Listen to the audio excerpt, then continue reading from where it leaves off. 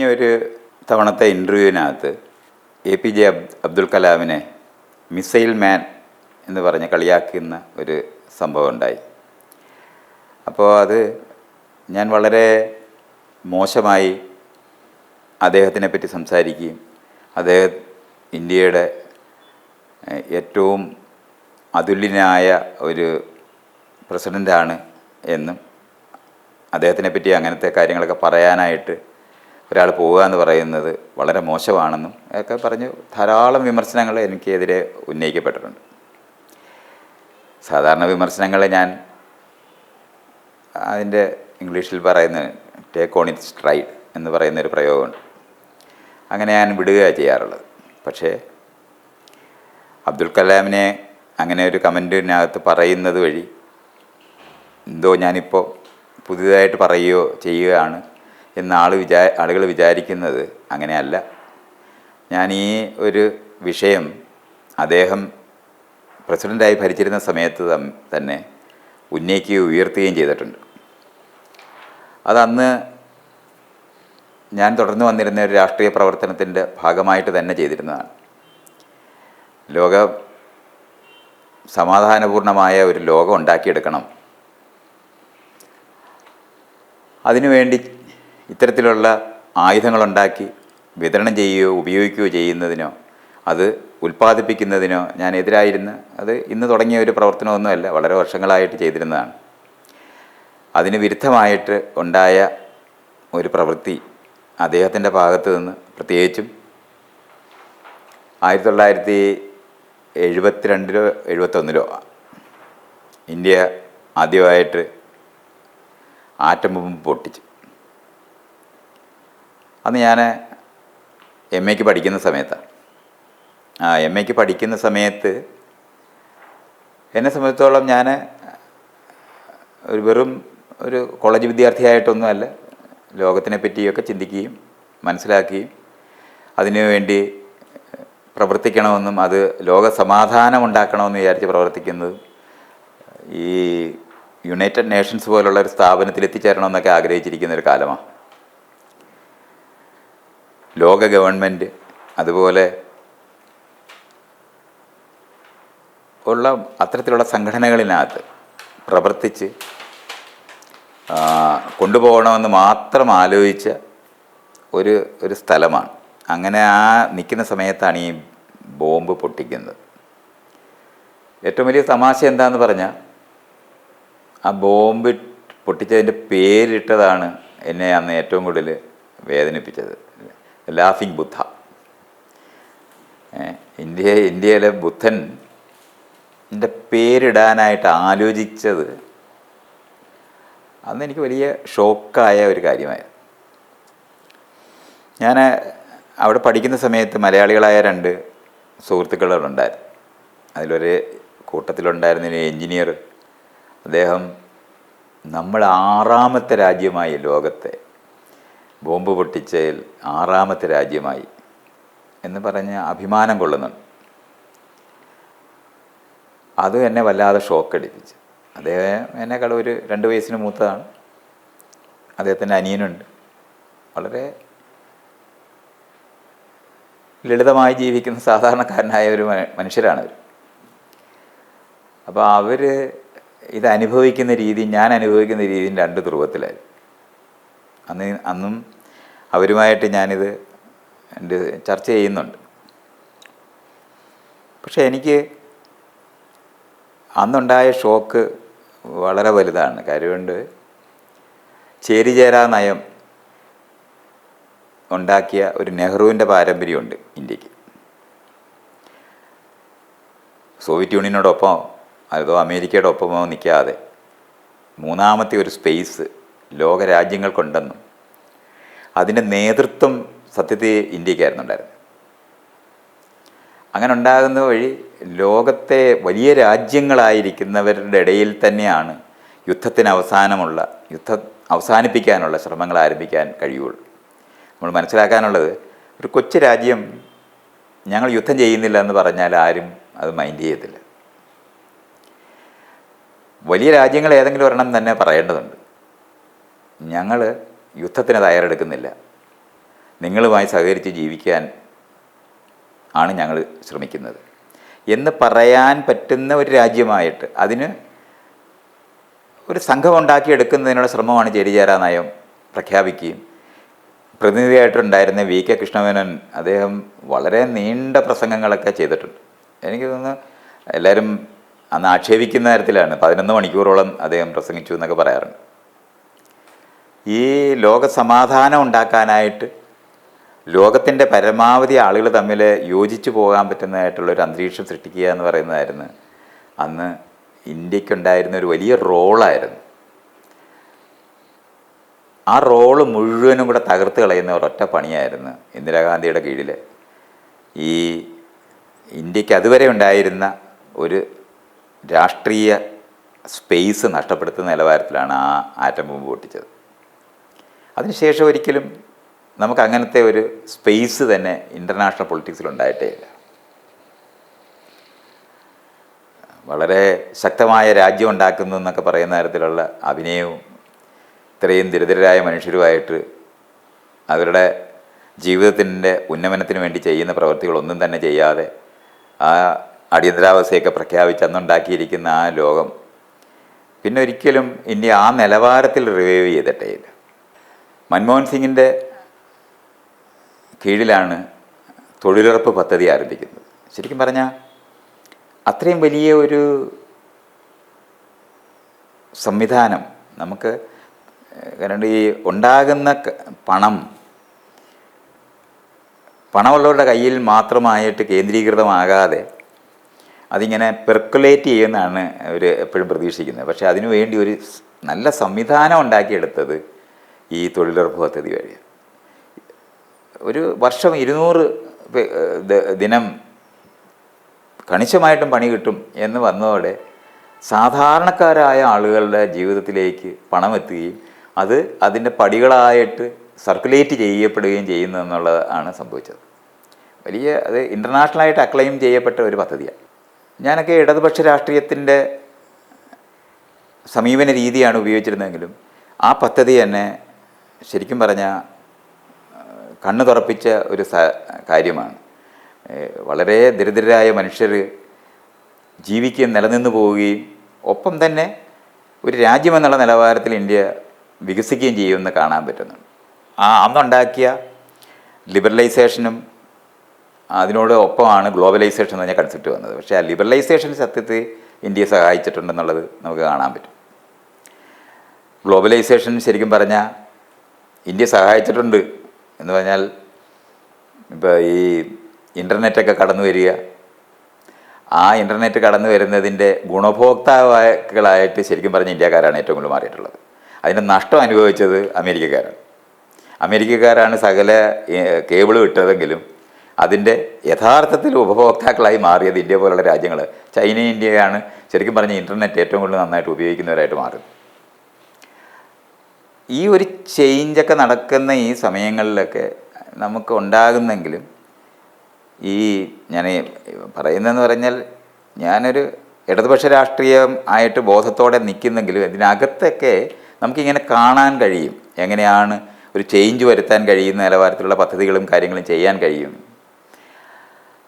ആ ഒരു മൂവ്മെൻറ്റും കാര്യങ്ങൾക്കും അല്ലാതെ ഇന്ത്യയുടെ നേതൃത്വപരമായിട്ടുള്ള ഇൻ്റർനാഷണൽ ആയിട്ടുണ്ടായിരുന്ന എല്ലാ സാധനവും നഷ്ടപ്പെട്ടു പോകുന്നതായിരുന്നു ഈ ബോംബ് പൊട്ടിക്കുന്ന വഴിയുണ്ടായത്. അതൊരു ഷോക്കായി പോവുകയും അന്ന് തൊട്ട് തന്നെ ആ മൂന്നാം ചേരി എന്ന് നമ്മൾ പറയുന്ന സാധനം അപ്രസക്തമായി പോവുകയും ചെയ്തായിരുന്നു.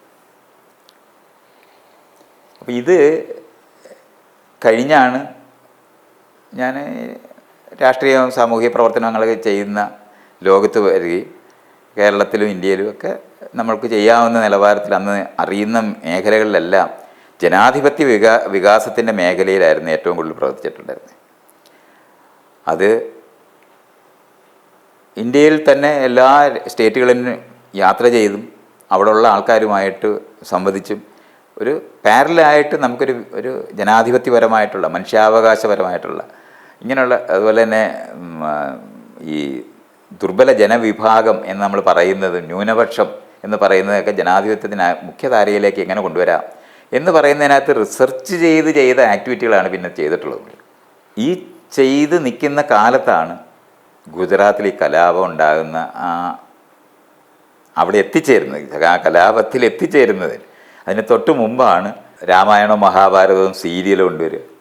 നമ്മൾക്കൊക്കെ അതിങ്ങനെ കാണാൻ പറ്റുന്നുണ്ടായിരുന്നു. അന്ന് തൊട്ട് ഈ നമ്മൾ വിചാരിക്കുന്ന പോലെ അല്ലാത്ത ഒരു ഇന്ത്യ ഉണ്ടാകാൻ പോവുകയാണ് എന്ന് വിചാരിക്കുന്നു. രഥയാത്ര നടത്തുന്നതിനെ പറ്റിയൊക്കെയുള്ള ചർച്ചയും കാര്യങ്ങളും ഒക്കെ ഇങ്ങനെ ഉണ്ടാകുന്നതിന് തൊട്ട് മുമ്പാണ് കോൺഗ്രസ്സിനകത്ത് തന്നെ നമുക്കിങ്ങനെ കാണാമെന്ന് ഒരു വിഭാഗം, ഇന്ന് നമ്മൾ ബി ജെ പി എന്ന് വിളിക്കുന്നത് ഈ കോൺഗ്രസ്സിനകത്തു നിന്ന് തന്നെ ഉൽപ്പാദിപ്പിക്കപ്പെട്ടതാണെന്നും കൂടെ കാണാവുന്നതാണ്. ഒരു വിഭാഗം ഇത്തരത്തിലുള്ള കാര്യങ്ങൾക്ക് മുൻകൈ എടുക്കുന്ന അവർ തന്നെയാണ് ശരിക്കും പറഞ്ഞാൽ ഈ രാമായണവും മഹാഭാരതവും സീരിയലൊക്കെ ഉണ്ടാക്കുന്നതിന് ഏറ്റവും കൂടുതൽ അടിത്തറയിട്ടത്. രാജീവ് ഗാന്ധി ബാബറി മസ്ജിദ് ഒരു ഡിസ്പ്യൂട്ടഡ് ആയിട്ട് അത് വെറുതെ അവിടെ നിശബ്ദമായി കിടന്നിരുന്ന സ്ഥലമാണ്. ആ സ്ഥലം അത് പഴയ കഥ അറിയാവുന്നുണ്ടെങ്കിൽ അതിനകത്ത് കൊണ്ടുപോയി ആ ഐഡിയൽസ് വെച്ചത് എടുത്ത് അന്ന് ഗംഗയെ കളയാനായിട്ട് നെഹ്റു ആവശ്യപ്പെട്ടത് പോലുമാണ്. ആ സ്ഥലത്ത് അത് വീണ്ടും ഹിന്ദുക്കൾക്ക് പൂജ ചെയ്യാനായിട്ട് തുറന്ന് കൊടുക്കുന്നുണ്ട്. അന്ന് നമുക്കത് കാണാം. ഒരു വലിയ ഡിവൈഡ് ഇന്ത്യയിൽ ഉണ്ടാകാൻ പോകാൻ നമുക്ക് കാണാൻ പറ്റുമായിരുന്നു. ഈ സമയത്ത് നമ്മളെല്ലാവരും തന്നെ ഈ കേരളത്തിനകത്ത് നമ്മൾ ഈ തെക്കേ അറ്റത്ത് ഈ കൊച്ചി സ്റ്റേറ്റിനകത്ത് കിടക്കുന്ന കാരണം കൊണ്ട് വടക്കേ ഇന്ത്യയൊക്കെ യാത്ര ചെയ്തിട്ടായിരുന്നു അറിയപ്പെടുന്ന സാമൂഹ്യ രാഷ്ട്രീയ മേഖലകളിൽ ഏതെങ്കിലും നിലവാരത്തിൽ ഇന്ത്യ ഒരു ജനാധിപത്യ സെക്കുലർ രാജ്യമായി നിൽക്കാനായിട്ട് വേണ്ടി ചിന്തിക്കുന്ന മുഴുവൻ മനീഷികളായിട്ടുള്ള ചിന്തിക്കുന്ന ആൾക്കാരായിട്ടുള്ളവർ ഏതെങ്കിലും നിലവാരത്തിലെ സാംസ്കാരിക മേഖലകളിൽ പ്രവർത്തിക്കുന്നവരെല്ലാം കൂടെ യോജിപ്പിച്ച് നമ്മളൊരു ഓർഗനൈസേഷൻ ഉണ്ടാക്കാൻ ശ്രമം നടത്തി. അതിൻ്റെ പേര് സെക്കുലർ കൾച്ചർ എന്നായിരുന്നു. റോമില താപ്പറും ഇർഫാൻ ഹബീബും അന്ന് കെ എൻ പണിക്കരൊക്കെ അന്ന് ഡൽഹിയിലായിരുന്നു. അവരെ എല്ലാവരെയും വിളിച്ചിട്ടായിരുന്നു നമ്മൾ ആ ഓർഗനൈസേഷൻ ഉണ്ടാക്കി എടുക്കുകയും ചെയ്തത്. പക്ഷേ ഈ കേരളത്തിൽ നിന്ന് ആരംഭിക്കുന്ന ഒന്നായത് കാരണം കൊണ്ട് നമുക്ക് വളരെ വിരലിൽ എണ്ണാവുന്ന കുറച്ച് പേരെ മാത്രമേ സംഘടിപ്പിച്ചെടുക്കാൻ വടക്കേ ഇന്ത്യയിൽ നിന്ന് കഴിഞ്ഞിട്ടുള്ളൂ. അത് ഏതാണ്ടൊരു 3 വർഷത്തോളം കേരളം മുഴുവനുമുള്ള കേരളത്തിൽ നിന്നാണെങ്കിൽ 400 ജില്ലുവാനും ആൾക്കാരുണ്ടായിരുന്നു. വളരെ കുറച്ച് പേര് മാത്രമേ അതിനകത്ത് ചേരാതിരുന്നിട്ടുള്ളൂ. അവരെല്ലാവരും ചേർന്നതാണ്. അതുവച്ച് ഇത്തരത്തിലുള്ള ആശയങ്ങൾ കേരളം മുഴുവനും പ്രചരിപ്പിക്കുക. സെക്കുലർ കൾച്ചർ എന്ന് പറഞ്ഞിട്ട് തിരുവനന്തപുരത്ത് 3 ദിവസത്തെ മീറ്റിങ്ങും കോഴിക്കോട് 2 ദിവസത്തെ മീറ്റിങ്ങും അത് കഴിഞ്ഞ് പാലക്കാട് 2 തവണ മീറ്റിങ്ങും ഒക്കെ നമ്മൾ ചെയ്തതാണ്. അത് എല്ലാ സാംസ്കാരിക പ്രവർത്തകർക്കും വന്നു ചേരാൻ കഴിയുന്ന നിലവാരത്തിൽ അത് ഡിസൈൻ ചെയ്തിരുന്നു. പാട്ടുകാർ പാട്ട് പാടിയാൽ മതി, കവിത വായിക്കുന്നവർ കവിത വായിച്ചാൽ മതി. പ്രസംഗിക്കുന്നതിന് സത്യത്തിൽ പറഞ്ഞ സുമാർ അഴിക്കുട എന്ന് പറയുന്ന ഒരൊറ്റ പ്രസംഗ തൊഴിലാളിയെ മാത്രമേ ഞാൻ ഏർപ്പെടുത്തിയിട്ടുള്ളൂ. ബാക്കി കവികളും കവിതയെല്ലാം കവിത തന്നെ ചൊല്ലിയാൽ മതി എന്ന് തീരുമാനിച്ചു. അതുകൊണ്ട് വേറെ ആരും പ്രസംഗിക്കും, മറ്റേ 4 പേര് പ്രസംഗിക്കും, ബാക്കിയുള്ളവരെല്ലാം എന്ത് ചെയ്യണമെന്ന് അറിഞ്ഞൂടാതിരിക്കും. ഇത് വരാതിരിക്കാൻ വേണ്ടി നൃത്തം ചെയ്യുന്നവർ അവരെല്ലാവരും നമ്മൾ സംഘടിപ്പിച്ചായിരുന്നു. അവരെല്ലാവരും നൃത്തം ചെയ്യുകയാണ്, ചിത്രം വരയ്ക്കുന്നവർ ചിത്രം വരയ്ക്കുകയാണ് ചെയ്തത്. അബു വന്ന് ഉദ്ഘാടനം നടത്തിയത് മുഴുവനും കാർട്ടൂൺ വരച്ചിട്ടായിരുന്നു. ഇങ്ങനെ ചെയ്ത ഒരു രീതിയിലായിരുന്നു അത് സംഘടിപ്പിച്ചത്. എല്ലാവരുടെയും പാർട്ടിസിപ്പേഷൻ അങ്ങനെ ഉറപ്പാക്കിയായിരുന്നു. അങ്ങനത്തെ ഒരു മൂവ്മെൻ്റൊക്കെ നമ്മളന്ന് കേരളത്തിൽ ഉണ്ടാക്കിയെടുക്കുകയും വ്യാപകമായി പ്രവർത്തിക്കുകയും ചെയ്തായിരുന്നു. 14 ജില്ലയിലും അതിന് കമ്മിറ്റി വരെ ഉണ്ടാക്കിയായിരുന്നു. അങ്ങനെയായിരുന്നു അത് ചെയ്തത്. പക്ഷേ വടക്കേ ഇന്ത്യയിലെ ചരിത്രം വേറെയാണ്. അവിടെ രഥയാത്രയാണ് മുമ്പോട്ട് പോയത്. നമ്മുടെ കണ്ണിൻ്റെ മുമ്പിൽ ആ ബാബറി മസ്ജിദ് തകർത്ത് കളഞ്ഞത്. ആ തകർത്ത് കളഞ്ഞ ദിവസം സത്യത്തിൽ ഞാൻ അന്ന് രാത്രി തകർന്നു പോയതിനെപ്പറ്റി ഞാൻ എഴുതി. ഞാൻ ആ ഇംഗ്ലീഷിലൊരു കവിത എഴുതി. എന്നിട്ട് ഞാൻ അടുത്ത ദിവസം ഞാനായിരുന്നു ഈ സെക്കുലർ കൾച്ചറിൻ്റെ ജനറൽ സെക്രട്ടറി ആയിരുന്നു. 30 പേര് ഉള്ള ഒരു കമ്മിറ്റിയാണ്. എല്ലാവർക്കും ഞാനൊരു കത്തെഴുതി. എൻ്റെ പ്രയോജനരഹിതമായ ഒരു ഓർഗനൈസേഷനായിട്ട് അത് മാറിയെന്ന് കാണാൻ പറ്റും. എനിക്കന്ന് കാണാൻ പറ്റുന്നുണ്ടായിരുന്നു ഇന്ത്യയിൽ ബോംബുകൾ പൊട്ടാൻ പോവുകയാണെന്നും ഇന്ന് നമ്മൾ കാണുന്ന ഒരു ധ്രുവീകരിച്ച ഇന്ത്യ ഉണ്ടാകാൻ പോവുകയാണെന്ന് നമുക്ക് കാണാൻ പറ്റുമായിരുന്നു. എന്നിട്ട് ഞാൻ പറഞ്ഞു ഞാനിത് രാജിവെക്കുകയാണ്, വേറെ ആർക്കെങ്കിലും ഇത് നടത്താം. സുകുമാരൻ അഴീക്കോട് മാത്രമാണ് എനിക്ക് മറുപടി എഴുതിയത്, ആര് നടത്താൻ എന്ന് ചോദിച്ചിട്ട്.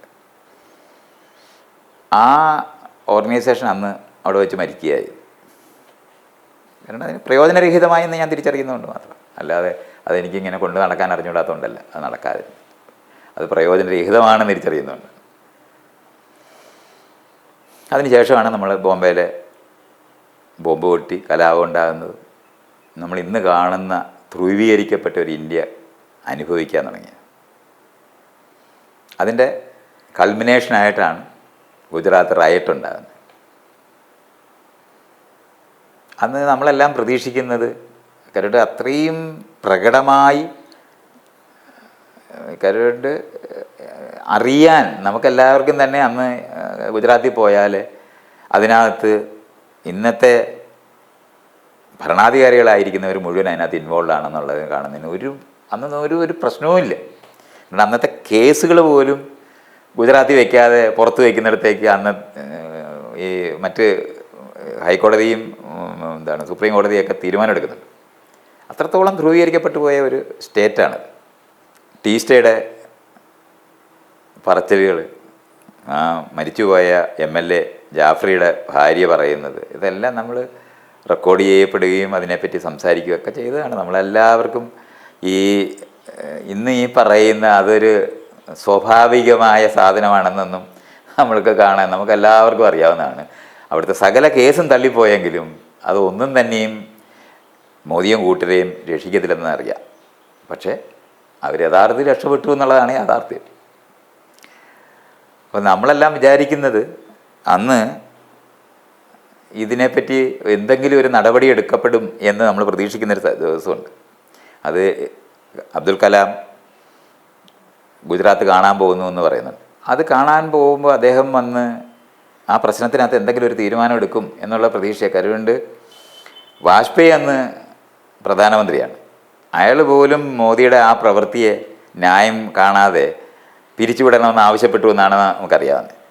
പക്ഷേ ഈ അബ്ദുൽ കലാം അവിടെ പോയി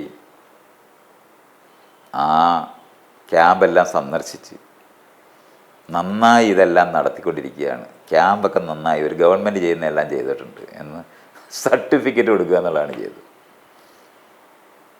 അന്ന് എനിക്കൊക്കെ ഉണ്ടായ ഷോക്ക് വിശദീകരിക്കാൻ പോലും പറ്റത്തില്ല, അത്ര വലുതായിരുന്നു.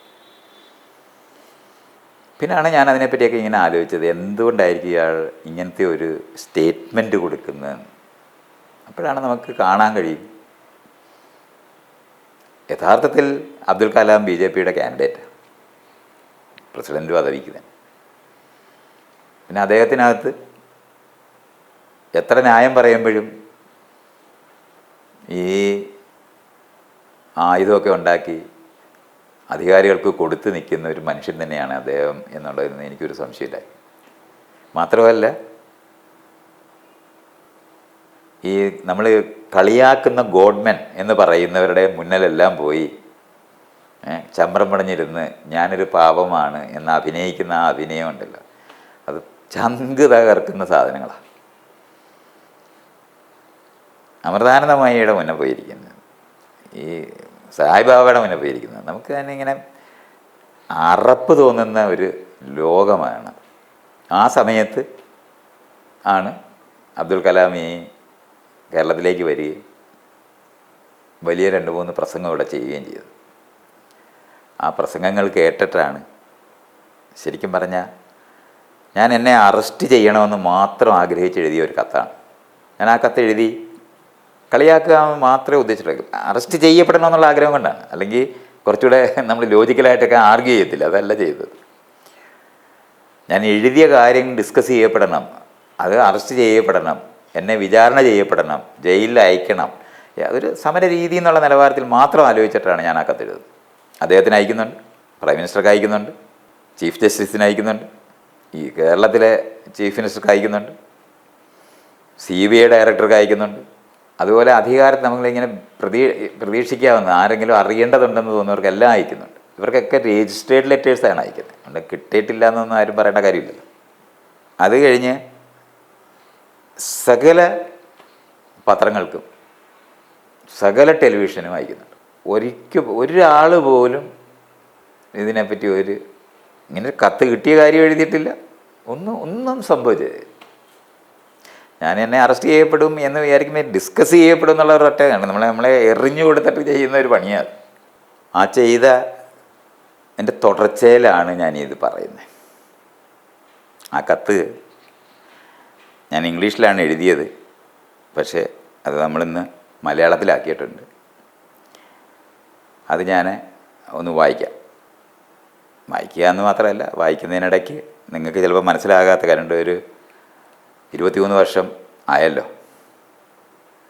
23 വർഷം പഴക്കമുള്ള കത്തിനകത്ത് പറയുന്ന പല കാര്യങ്ങളും ഇന്നത്തെ കാഴ്ചക്കാരോ കേൾവിക്കാർക്കോ അറിയണമെന്ന് തന്നെയില്ല. എൻ്റെ തമാശയ്ക്ക് വേണ്ടി ഞാൻ പറയുന്ന കാര്യങ്ങൾ റെഫറൻസ് പോയിൻ്റ് ഇല്ലാതെ ആൾക്കാർ കേൾക്കേണ്ടി വരും. പത്രം വായിച്ചുകൊണ്ടിരിക്കുകയോ ടെലിവിഷൻ കാണുകയോ ഒക്കെ ചെയ്തുകൊണ്ടിരിക്കുന്ന ആൾക്കാർ സാധാരണഗതിയിൽ അറിയാൻ കഴിവുള്ള കാര്യങ്ങൾ ഞാനത് നമ്മൾ വളരെ സ്വാഭാവികമായി കത്തിനകത്ത് എഴുതുന്നുണ്ട്.